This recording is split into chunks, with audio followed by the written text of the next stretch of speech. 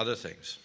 400 cancers: thyroid, tongue, throat, testicular, brain, breast, prostate. Really unusual cancers that only occur with radioisotopes.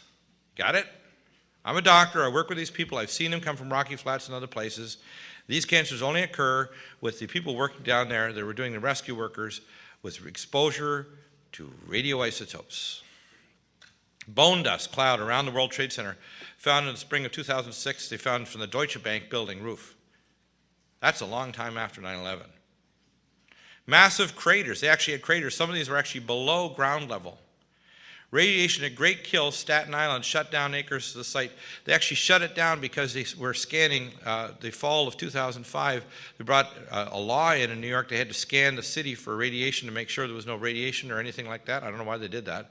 But the military's been doing that for 20 years over all U.S. and Canadian cities every week to scan the cities for radiation. Did you know that?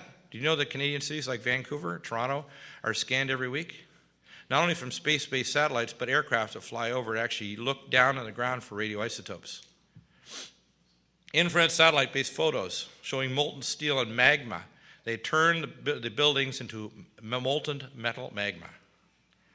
14 rescue dogs and some rescue workers died very soon afterwards, which never occurs even with nanoparticles.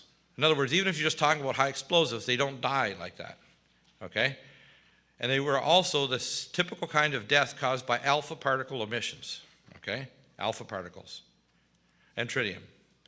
And one alleged radiation spot, and this is one of the ringers, found afterwards in Manhattan's east side had a potential for becoming a political hotspot, a radiation spot found only at the Israeli embassy.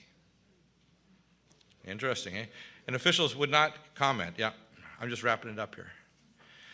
So what we have is, I agree with Dr. Jones. I know that he has proof that the thermate was in the building. There's no doubt that the thermate cut the floors. But if you combine everything together, what you have is they had to have the floors falling away and they had to vaporize the core, whatever they used.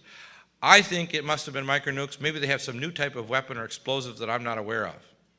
But with all of the anomalies here, the only thing that can make to a common sense person with a scientific background and a forensic background like I have is that this must have been a combination of layers of explosives, including thermate, micronukes to literally blow the building up from the basement, ground level, and from the roof, and blow the floors from the bottom up and blow the squibs out.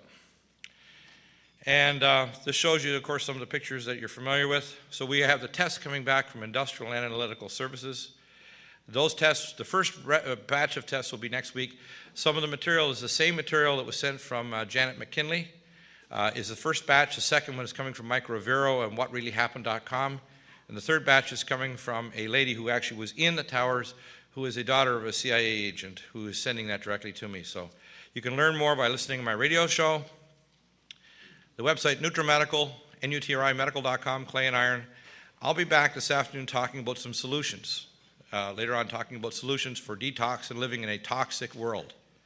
But I want you to think. I don't have the final answers yet, but I'm real close, and like a bloodhound, I can smell blood. Thank you.